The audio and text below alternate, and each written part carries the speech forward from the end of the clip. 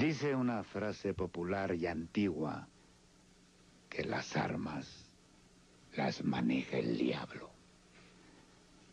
Sin embargo, esta historia gira alrededor de un coronel que allá en los años 30 del siglo pasado quiso deshacerse de un fantasma con su arma de trabajo, perdiendo su incredulidad de manera terrible.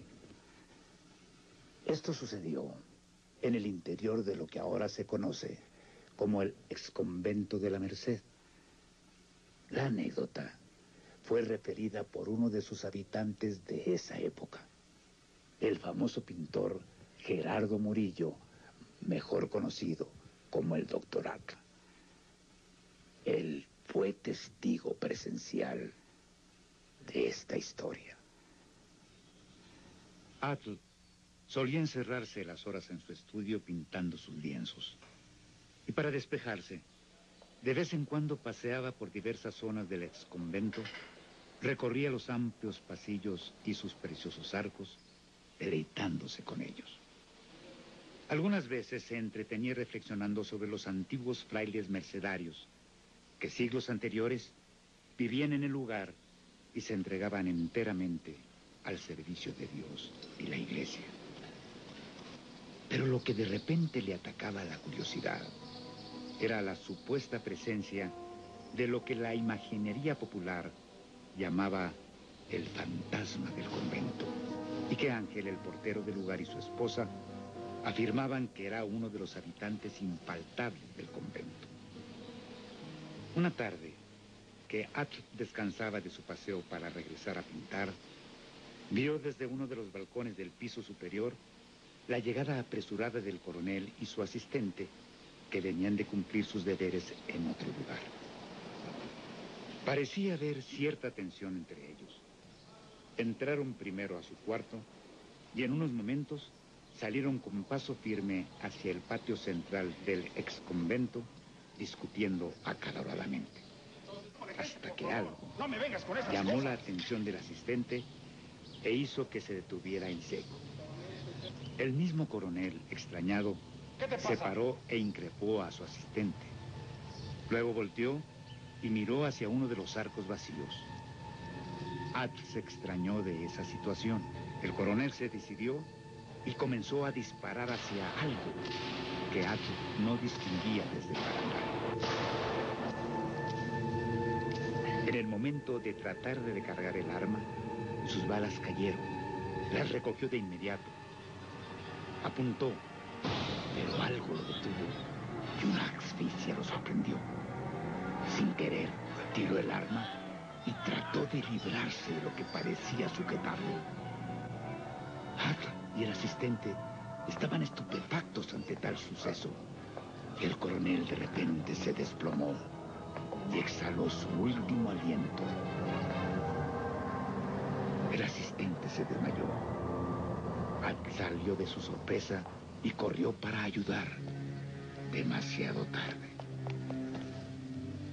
La escena se desarrolló con tal rapidez que Atl no atinó a saber quién había estrangulado al coronel. Pensó que debía registrar los pasillos, los cuartos. El portero y su esposa acudieron pronto al patio y Atl les platicó, aún nervioso, los hechos al detalle, hasta que fueron interrumpidos por el comisario, que llegó alarmado desde la comandancia cercana al convento al escuchar los disparos. Al verlo, todos se agolparon a su alrededor y le explicaron lo sucedido. Pero el comisario, desesperado, no dudó en sentenciar: ¡Momento! Todos quedan detenidos. Sí, señores. Así es la ley. En la comisaría, nadie creía en el testimonio crédulo y firme de Ángel, que primero habló del coronel y su asistente, y luego de los certeros espantos y leyendas del lugar, entre las sonrisas irónicas del comisario, y mucho menos creyó el testimonio de Atl, quien por su aspecto descuidado les creaba desconfianza, y tal vez por eso el comisario sospechaba que él era el asesino del coronel. Solo el médico de guardia parecía tomarlos en serio. A pesar de ser lo más convincente posible, el comisario determinó que Atl quedaría prisionero por ser su principal sospechoso. En su desconcierto, Atl tuvo una brillante idea. Sugirió de inmediato que compararan las huellas de su mano contra las marcas del cuello que el coronel tenía, con tal de rebatir la supuesta culpabilidad que le imputaba. El comisario consultó con el médico y parecía una buena opción para resolver el crimen. Bajo la autorización del comisario, se hizo la respectiva comparación. Y para su sorpresa, el tamaño de la mano de Atl no coincidió contra las huellas más grandes que el cadáver del coronel tenía en su cuello.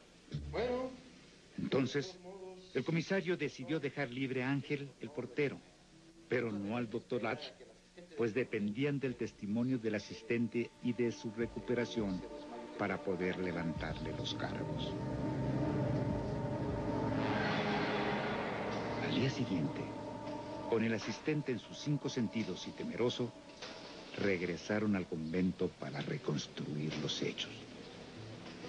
Atl fue enviado al balcón en el que estuvo el día anterior.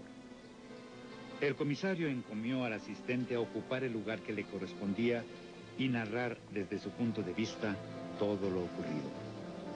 El asistente superó su miedo y narró al pie de la letra lo que presenció. Decía que él y el coronel regresaron de sus labores cuando al caminar en el patio observaron cómo surgía una presencia al fondo del arco y que sin embargo dedujeron era el fantasma de un fraile.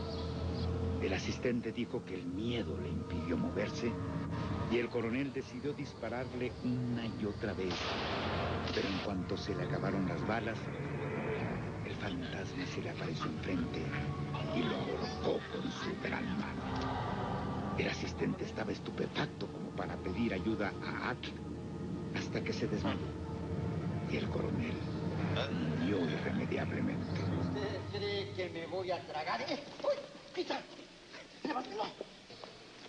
Ángel, el portero, y el médico ayudaron al asistente a volver en sí y se encargaron de llevarlo a su cuarto para que recogiera sus cosas y las del coronel. Terminada la diligencia, el comisario absolvió de toda culpa al doctor Atl, pero no estaba satisfecho a pesar de que todo coincidía. No podía echarle la culpa a un fantasma de tal crimen. Necesitaba encontrar al culpable en el mundo real, no en formas intangibles. Bueno, creo que por el momento queda libre. Pero voy a estar al tanto, ¿eh? Sí, señor. Con permiso. Ok.